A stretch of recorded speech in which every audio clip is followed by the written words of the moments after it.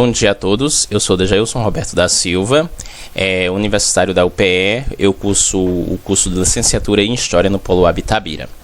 Nossa proposta de trabalho é do norte da África ao Oriente Médio, uma breve análise das configurações espaciais. Comigo trabalharemos o tema da agricultura e da pecuária. Faremos uma breve introdução, pontuando antes de tudo que as populações eram nômades e já haviam se estendido aos cantos mais remotos do globo, exceto as ilhas mais longínquas e as massas polares. Estas populações eram coletores e sempre estavam de passagem em busca de sua sobrevivência. Ou seja, devemos entender que essas populações elas não tinham a capacidade de se fixar em um local, certo? Então elas viviam transitando de um local a outro. Estas pessoas viram que as sementes davam frutos quando caíam ao solo, então recriaram este processo. Foi o primeiro passo para o nascimento da agricultura. Uma vez que os coletores foram percebendo que as sementes que caíam ao solo davam brotos, eles começaram a tentar articular isso e decidiram recriar isso em um ambiente artificial, possibilitando assim o surgimento da agricultura. Aos poucos, estas populações foram evoluindo a agricultura e viram a necessidade do preparo do solo, época de plantio e colheita, e a carência de desenvolver ferramentas e um sistema de irrigação. A agricultura possibilitaria a fixação de vários povos em locais específicos e, sobretudo, o aumento de sua população. Como podemos ver nas imagens, estamos vendo a colheita de alguns alimentos ao longo do tempo, utilizando algumas ferramentas, e na imagem abaixo vemos ferramentas rudimentares do início da agricultura, da pré-agricultura, podemos se dizer. Só que não é mais assim hoje em dia, elas evoluíram bastante. Aqui vemos o preparo do solo através da utilização da força de animais.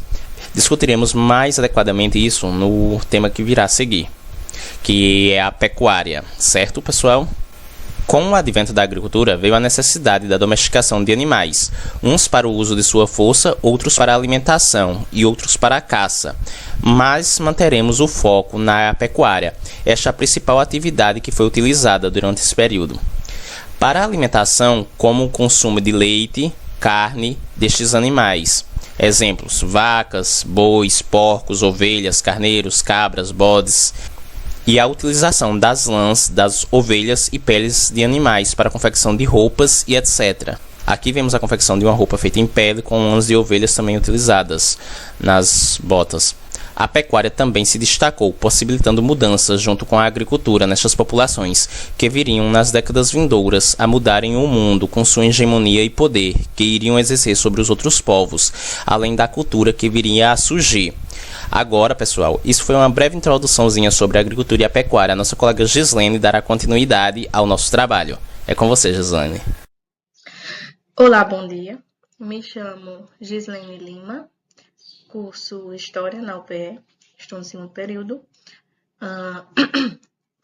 Irei dar continuidade ao trabalho de Antiguidade Pré-Clássica e continuidade ao que Dejailson veio apresentando. Bom, fiquei com primeiras configurações urbanas da humanidade por volta de 13.000 a.C. Uma pequena introdução.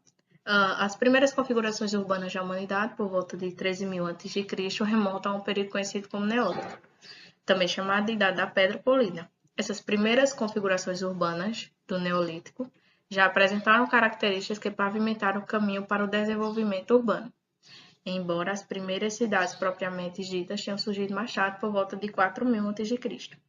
Nesse período eles viviam em aldeias, ou agrupamentos.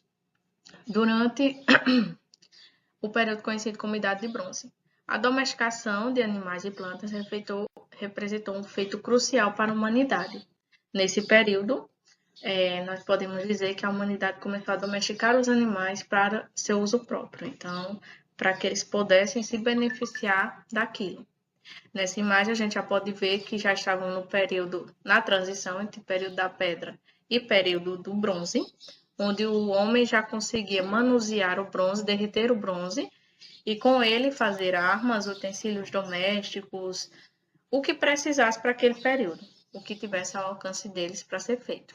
Bom, gente, nessa próxima imagem podemos ver o tipo de organização que eles tinham, que já se baseava em uma rede comercial, onde os demais habitantes ao redor já traziam seus produtos para serem comercializados na cidade. E nisso aí já podemos ver a organização que hoje prevalece, né? Não da mesma forma, mas mais evoluída.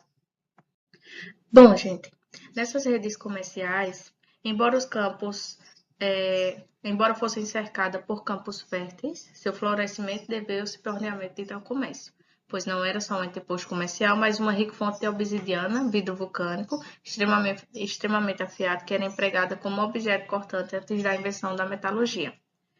Elas ficavam localizadas a cada 50 quilômetros, tinha uma cidade dessa. Podemos citar a cidade de Cataluyuk, que hoje é onde se localiza a Turquia, para que a gente possa ter uma base de onde era mais ou menos. Dessa maneira, nessas redes comerciais, com o aumento populacional progressivo, demandava maior produção de alimentos e, a longo prazo, foram precisamente as regiões que puderam prover mais comida que se tornaram mais relevantes. Esse salto foi dado, em primeiro lugar, pelas cidades do sul da Calha do Tigre e do Eufrates, cerca de 6.000 a.C.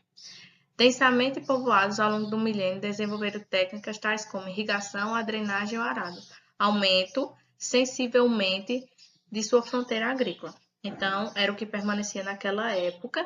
Quanto mais pessoas, mais trabalho, mais comida teriam que ser gastos. Então, a gente pode concluir com isso que o ser humano ele evoluiu a cada dia, a cada milênio, a cada século, sempre em evolução, então sempre buscando o melhor para ele e para aquele da sua comunidade. Rodrigo irá dar continuidade ao nosso trabalho. Obrigada, gente. Olá, colegas, professor. O ponto que eu fiquei foi formação das primeiras comunidades urbanas sumérias, né? Mas antes da gente entrar no assunto dos povos sumérios, não que esse saia desse assunto, mas é bom a gente primeiro saber o que é a Mesopotâmia, né? Que foi a região onde os povos sumérios passaram. Enfim, a região Mesopotâmia é localizada no Oriente Médio, entre os rios Tigre e Eufrates, né? Hoje lá é localizada a República do Iraque e é considerada um dos berços da civilização, pelo fato de ser o local, né, onde surgiram as primeiras civilizações em meados do sexto milênio. Então, isso é só um pouco da região mesopotâmica. Pronto, aí a gente vai agora para os povos sumérios. Então, quem eles eram? Os sumérios foram os primeiros povos a habitar a região mesopotâmica. E lá eles desenvolveram arquitetura, linguagem, um sistema lá de agricultura, entre outras coisas, certo? Os sumérios também são mencionados em outras obras, além das que a gente está acostumado, como os livros didáticos e literários. São mencionados na Bíblia Sagrada também, a Bíblia cristã. Pronto, aí a organização deles. Eles eram organizados em cidades-estados, ou seja, eram autônomas, pertenciam a um reino ou um império, né, principalmente naquela época. Só que tinham, cada cidade-estado tinha seu governo próprio, inclusive até monarcas próprios lá. Essas cidades-estados entravam muito em choque ali entre si. Era frequente as guerras e tal. E isso acabava afetando também a população em algumas situações. Na arquitetura, né, que é um fato bem interessante e que até hoje é estudado, inclusive por arqueólogos, engenheiros e arquitetos, era justamente por uma época que sem a tecnologia que tem hoje, como é que aqueles povos conseguiam fazer tantas obras sólidas? Ficam de queixo caído, inclusive. Templos, fortalezas, muralhas, essas coisas assim, até hoje são estudados. Na religião, a religião deles, eles não tinham uma religião fixa ali. Tipo, que nem o Brasil quando o Brasil era monarquia, tinha a religião católica romana, que era a oficial do Brasil. os sumérios não tinham, eles eram politeístas, ou seja, adoravam vários deuses. Porém, eles tinham 4, entre aspas, favoritos, né? Que era An, deus do céu, Ki, deusa da terra, Enlil, deus do ar, e Enki, deus da água. Então esses, digamos assim, que seriam os favoritos dele. Mas eles adoravam outros ali, o que fosse aparecendo, estavam adorando. Aí, como eu falei lá no início do slide, eu vou ver se eu consigo editar e ficar aparecendo aqui. Mas tinha também a questão da drenagem e irrigação de água, né? Como eles também fortificavam a cidade, colocavam muralhas, fortalezas, eles também fizeram o quê? Já que estavam ali na região onde tinham os rios Tigres e Eufrates. Eles fizeram um sistema de drenagem para que a água desses rios entrasse na cidade. Eles podiam, dentro dessa cidade, plantar e colher ali. Então ficava uma cidade autossustentável. Inclusive lá, além dessas plantações, essas colheitas, tinha muito comércio com o pessoal lá de dentro mesmo e outros povos que iam passando, certo? Pronto, a escrita. Os sumérios foram as pessoas aí que criaram uma escrita chamada cuneiforme. Há quem diga que essa escrita foi criada com o objetivo de cuidar das finanças do rei, e outros dizem que não só se resumia a isso. Mas enfim, essa escrita que foi a primeira criada lá na região mesopotâmica foram pelos sumérios, e outros povos que passariam por ali passariam também a usar elas, como os amoritas, assírios e caldeus, que também são mencionados na Bíblia cristã, eles, certo? Então era só isso aí, só um resumo, até porque o tempo é curto, que o professor estipulou, e a próxima parte vai ficar com o nosso colega Giba, então até mais. Olá pessoal, meu nome é Gidailson Paulino Rodrigues. Vou dar continuidade aqui à apresentação do colega Rodrigo sobre os primeiros passos sociais no Egito e na Mesopotâmia. Vamos analisar os principais aspectos da vida. A gente inicia aqui pela alimentação no Egito. A alimentação dos mais pobres era basicamente por pão e água. Já os mais ricos, que eram compostos por sacerdotes, faraós, chefes militares e ricos comerciantes, possuíam alimentação bem variada. Na Mesopotâmia, a alimentação era bem simples: pão de cevada, um pouco de cerveja leve. Isso era a base do cardápio diário. Passando para a parte de habitação, as casas dos mais pobres no Egito eram simples e pequenas.